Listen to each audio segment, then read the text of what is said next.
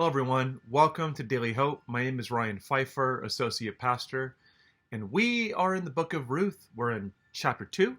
But before we get into the passage, I just want to get you to reflect a little bit. When has someone shown you a surprising gesture of kindness or generosity? Maybe someone let you cut in front of them at the grocery store because you only had one item, or someone let you in front of them in traffic when they could have just boxed you out.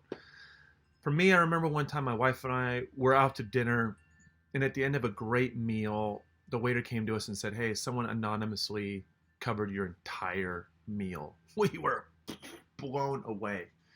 And well, because we didn't know who it was, all we could do was just thank God for his kindness and favor to us.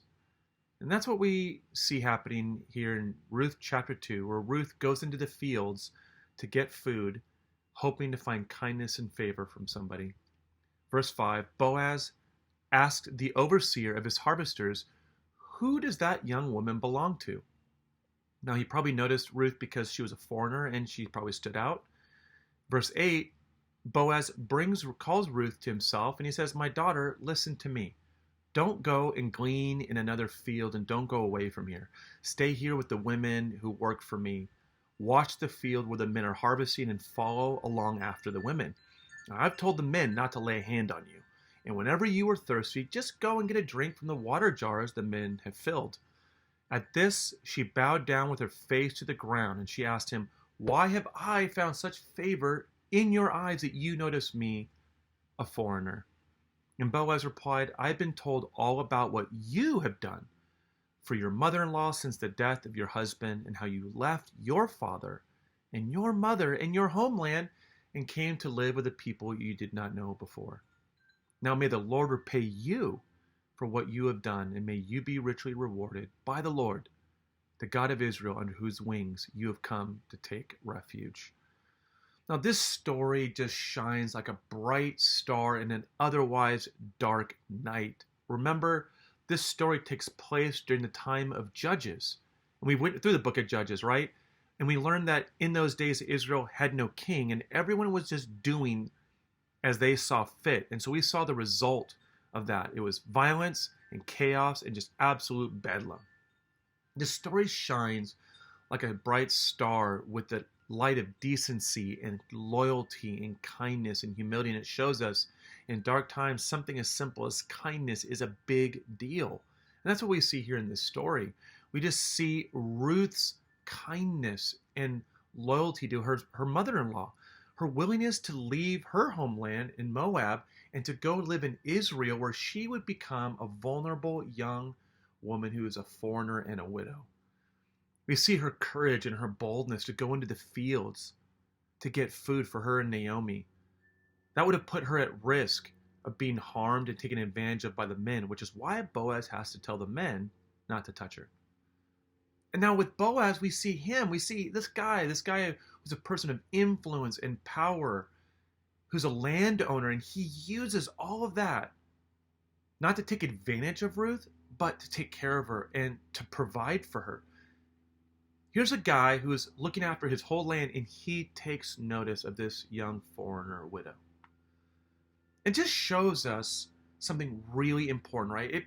First, it might make us ask, why is this story in the Bible? Apart from the little glimpse it gives us into the genealogy of David and eventually the Messiah, it says something to us, right? Because in this story, there's no big miracle. There's no parting of the Red Sea, no big battle like Joshua, or amazing feats of strength like Samson.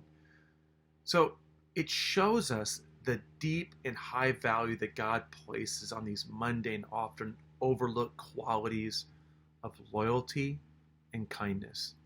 Because it's loyalty and kindness that demonstrates God's favor and blessing in our world. And that's what we see in this story. How valuable and how precious kindness and loyalty is to God. And so he's preserved this story because it touched his heart, and so that it might touch yours. Listen to Colossians 3:12. "Therefore, as God's chosen people, holy and dearly loved, clothe yourselves with compassion and kindness and humility, gentleness, and with patience. Don't underestimate how bright simple kindness is in our day and age. Our days are not much different than they were in the days of Judges. Paul writes about the last days and we are in those last days, and he says there will be terrible times in the last days. People will be lovers of themselves, lovers of money, boastful, proud, abusive, disobedient to their parents, ungrateful, unholy, and without love. And it's what makes these simple qualities of kindness and loyalty and generosity so radiant, and how they reflect the goodness and the loving kindness of God in our dark world. I want to encourage you this week, don't underestimate what your simple gestures of kindness could mean to somebody, and how God may use it to reveal his favor and love over that person's life. Just recently, I was talking to a woman who's in her 90s, and her car had broken down on the church grounds. Someone took notice of what happened to her, heard the story, I think, and reached out to her 2 days later and said, hey, I have a car I would love to sell you at dirt cheap, just for hundreds of dollars. I'll sell you my car. I'll take care of the registration, and I'll bring the car to you personally to make sure that you have everything you need. Where is God giving you an opportunity to demonstrate his kindness? God bless you.